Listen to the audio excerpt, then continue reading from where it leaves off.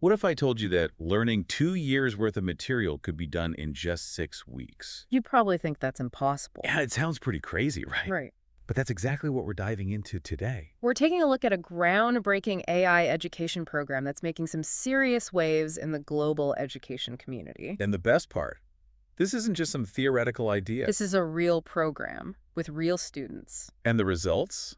Well, Let's just say they're pretty remarkable. okay, so set the scene for us. What exactly happened? Where did all of this take place? Well, this program took place in Ido State, Nigeria. Nigeria. Wow. They took a group of students and enrolled them in a 6-week after-school program. Okay, a 6-week program. And the focus was on English, AI knowledge, and digital skills. Sounds pretty standard so far. But here's the twist. Their tutor was a generative AI. Hold on, a generative AI. You heard that right. So we're talking about a virtual tutor that can actually create content and tailor its responses to each individual student. Exactly. Now, it's important to note that this program wasn't about replacing teachers. Okay, that makes sense. It was more about giving teachers a super powerful tool to enhance their teaching. A sort of AI sidekick for educators. You could say that. So the big question is, Did it actually work? yeah, what were the results? Well, the results were nothing short of phenomenal. Give us the details. Students in the program made learning gains equivalent to almost 2 years of traditional schooling. Wait, so they learned 2 years worth of material in just 6 weeks? That's right, in just 6 weeks. That's mind-blowing. We're talking about a 1,200% improvement over typical learning rates. Wow. And were these gains just temporary, or did they have a lasting impact? That's what's even more impressive. These gains weren't fleeting. Oh, it's good. These students actually performed better in their regular school exams as well. So it wasn't just about cramming information. They actually learned how to learn more effectively. This is incredible. But how did they manage such incredible results? Did they just throw some fancy AI at the problem and hope for the best? Not at all. So there was a method to the madness. They had a very structured approach. Oh, A framework they called the Pioneer Framework. the Pioneer Framework. Interesting. And this framework had 7 key insights that really guided the program. Okay, so walk us through this Pioneer Framework. What were some of the key ingredients that made this program so successful? Yeah, break it down for us. Well, one of the most important insights was prioritizing students. Focusing on the students themselves makes sense. They really focused on making the AI engaging and fun for the kids. So it wasn't just about dry, boring lessons. No, it was designed to be almost like a game. That's a great approach, especially for younger students. The kids absolutely loved it. I bet they did. We even have a quote from one of our sources where someone mentioned that kids were excited to learn. That's fantastic. It makes so much sense, right? If you can make learning enjoyable, students are naturally going to be more motivated and engaged. You got it. It's not about force-feeding information. No, it's about sparking curiosity and a love of learning. And that enthusiasm clearly translates into real results. Absolutely. So what else was in this Pioneer Framework? Another key insight was inspiring teachers. Supporting the teachers. I like that. The program emphasized involving teachers every step of the way so they could adapt their methods and really support their students effectively. So it was a collaborative effort. Right. The AI was a partner to the teacher, not a replacement. Exactly. The AI wasn't there to take over. More like a superpowered teaching assistant. It was there to empower teachers, giving them deeper insights into their students' needs and allowing them to provide more personalized support. Personalized support, that's a crucial aspect of effective education. Absolutely. And speaking of personalized support, the program also focused on optimizing immersion. What exactly does that mean in this context? It means giving students enough time to truly immerse themselves in the world of AI and master these new tools. Makes sense. Think about it. You wouldn't expect someone to learn a new language in a few hours, would you? Right. It takes time and dedicated practice. Same goes for AI. That's a great point. It takes time and practice. And this brings up another question. It's that. All this talk about AI, internet access, devices, that stuff isn't exactly readily available in every corner of the world, is it? You make a good point, and that's where the nurturing infrastructure insight comes in. Ah, so they acknowledge that hurdle. The program recognized that you can't have a successful AI education program without reliable internet access and devices for every student. So scaling a program like this globally would require a significant investment, It would. especially in areas with limited resources. You're absolutely right. And even if we overcome the resource hurdle, We had to remember that education isn't one size fits all. No, it's not. What works in one cultural context might not work in another. That's where the empowering resources insight was so important, right? Yeah. The need for AI tools and learning materials that are culturally relevant and contextually appropriate. Exactly. It's not just about the technology itself. It's also about how that technology is implemented. It adapted to different needs and learning styles. That's the key. Now, I'm curious about the actual content of this program. What do you mean?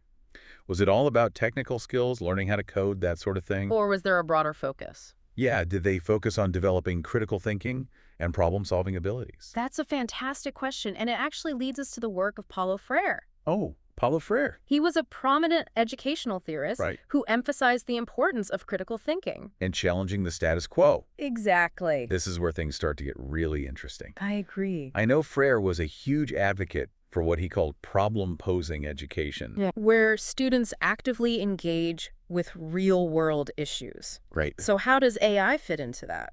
That's exactly what I was wondering. How does AI fit into this picture? Well, I'm imagining AI as a sort of research assistant. Okay, I can see that. A brainstorming partner. A tool for understanding complex systems. Exactly.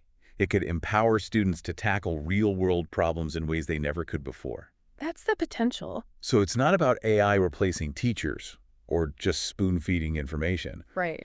It's about using AI to create a more interactive and dynamic learning environment. An environment where students are encouraged to think critically. And challenge assumptions. You're absolutely right. That's a much more empowering vision of AI in education than just replacing teachers with robots. Definitely. It's about leveraging technology to help students develop those critical thinking skills that are so essential for navigating an increasingly complex world. Couldn't have said it better myself. The Nigerian pilot program really showed that AI can enhance learning and foster a deeper understanding. But it's crucial that we use it in a way that aligns with our educational values and goals. Absolutely. And speaking of values... there are always ethical considerations that come up when we talk about technology. Right. Especially when it comes to something as sensitive as education.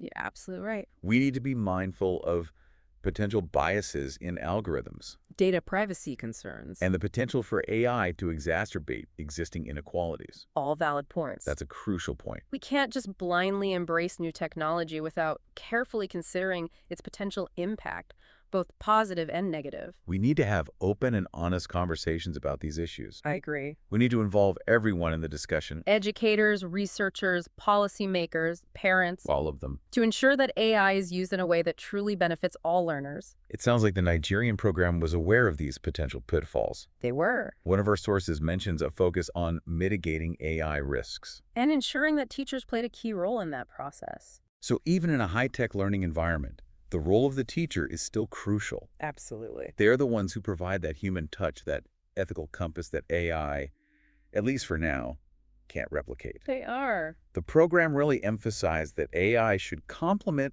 human educators, not replace them. It did. Teachers bring a wealth of knowledge, experience, and empathy that is invaluable in the learning process. I couldn't agree more.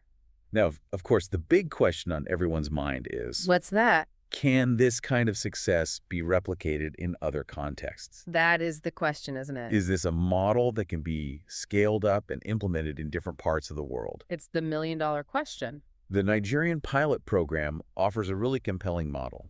It does. But there are definitely some challenges to consider when it comes to scaling it up. We'll dive into those after the break. Welcome back to our deep dive into AI and education.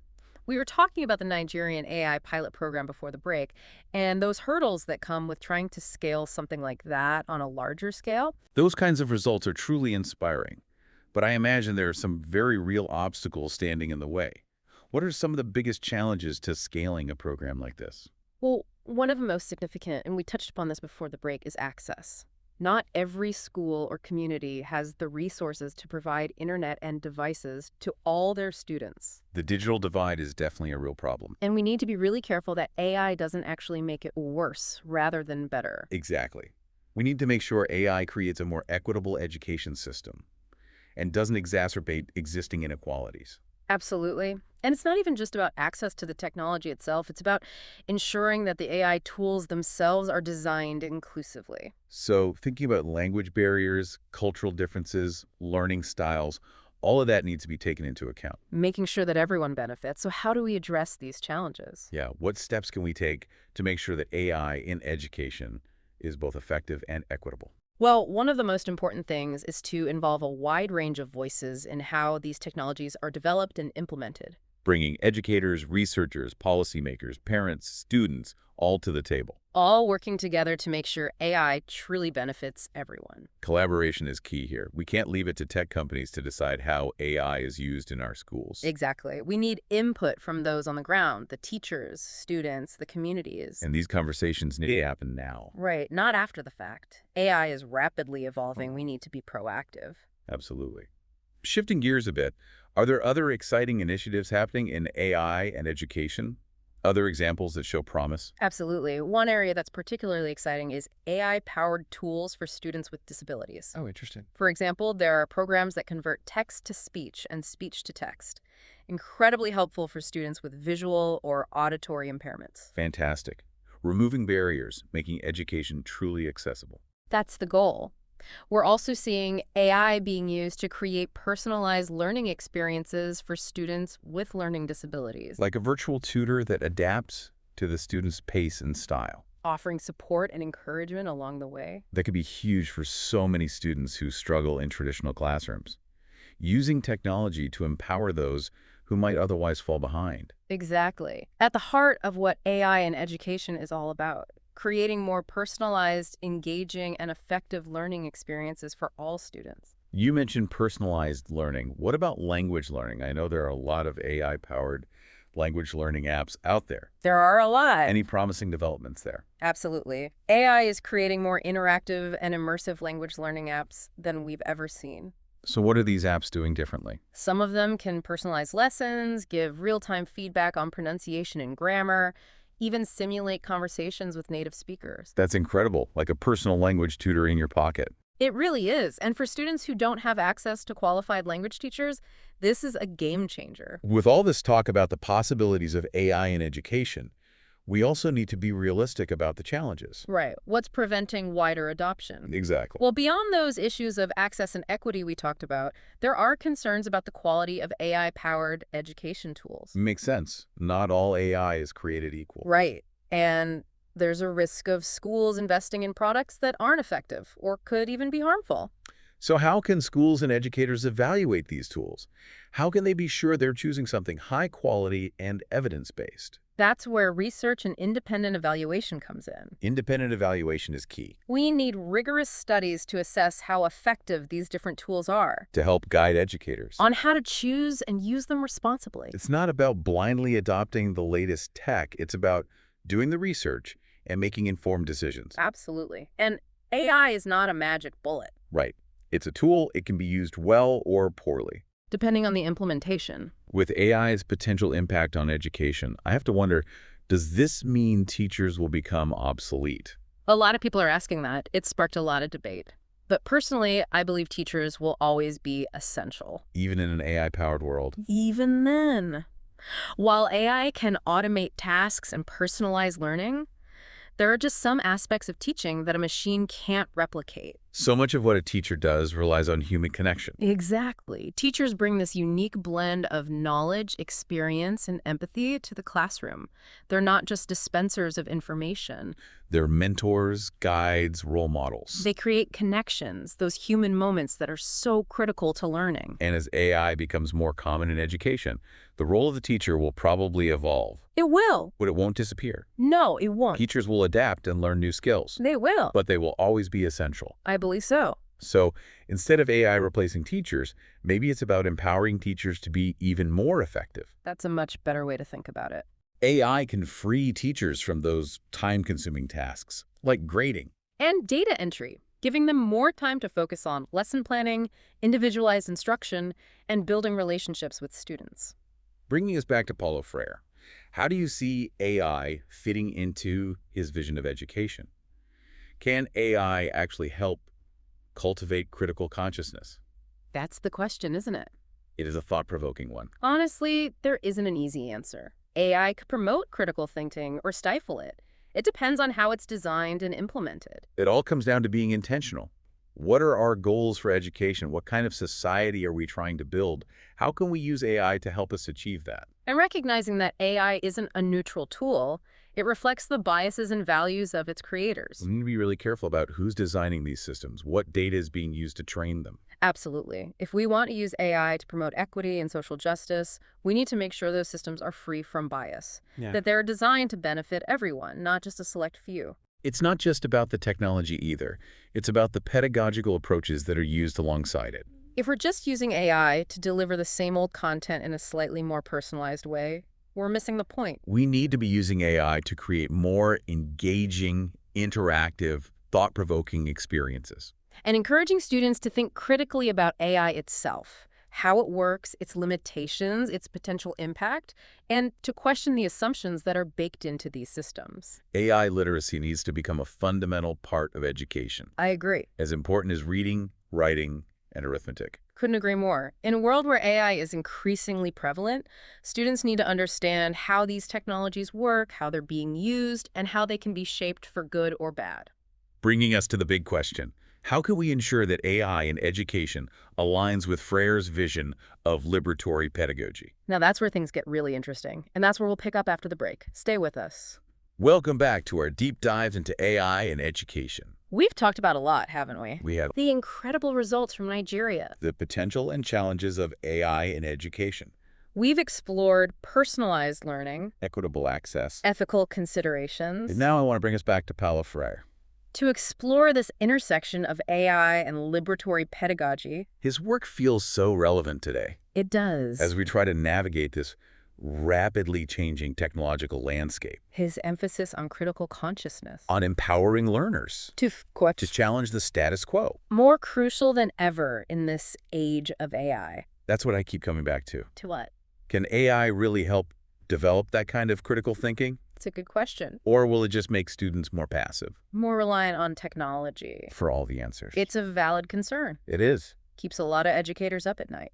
AI could go either way. It could. On one We hand, see the potential for AI to really broaden students' horizons. give them access to so much information, different perspective. tools to analyze complex issues Imagine AI tools that encourage debate, that present all sides of an argument, that challenge students to think for themselves. to form their own opinions, That's what could be so powerful. for fostering that critical consciousness. Exactly. But then there's the other side, What do you mean? the potential for AI to just reinforce existing power structures. To limit students' thinking. If the algorithms are biased, If the data sets are incomplete if the people designing these systems aren't thinking about diversity, and inclusivity, then AI could become a tool for control, for limiting perspective, for stifling dissent, which is why we have to be so careful to ask those tough questions. about who's developing these systems, What data they're using. whose voices are being represented. Freire was all about challenging those power dynamics, Right was. giving a voice to the marginalized. Empowering learners to become agents of change. So if we want AI to support that vision We have to be very intentional. about how we design these technologies Not limit them. and use them in education. It's not enough to just teach students how to use AI. No, it's not. We need to teach them how to think critically about it, To question its assumptions, to recognize its limitations, to use it for good. to benefit humanity. So how do we do it? How do we make sure that AI in education is truly a tool for liberation, For empowering learners, for creating a more just and equitable world? it's a challenge, for sure. It is. There's no easy answer, No one-size-fits-all solution. but I think it starts with those core principles from Freire. What do you mean? A commitment to dialogue, To critical thinking, to challenging the status quo. to recognizing those power dynamics, And we have to be willing to experiment, to learn, to adapt, to evaluate to constantly reevaluate how we're using AI. in education. This isn't just a conversation for educators and policymakers. It's a conversation for all of us. Parents, students, communities. We all have a stake in shaping the future of education. Because at the end of the day, The choices we make today about AI. will impact generations to come. This brings us to our final thought. A question for you, our listeners. After listening to our deep dive into AI in education, We encourage you to check out the work of Paulo Freire. pick up a copy of Pedagogy of the Oppressed. Explore his ideas online. As you read, think about this. How can we ensure that AI in education aligns with his vision of liberation, How can we use these powerful technologies to empower learners, to cultivate critical consciousness? to create a world where everyone has the opportunity to reach their full potential? We'd love to hear your thoughts. Share them on social media using hashtag #DeepDiveAIEd, Let's continue this important conversation. because the future of learning is something we create together Thank you for joining us. on this deep dive into AI and education, We hope we've sparked your curiosity. and inspired you to think about the role of technology in learning. Until next time, Stay curious. stay engaged. Keep questioning the world around you.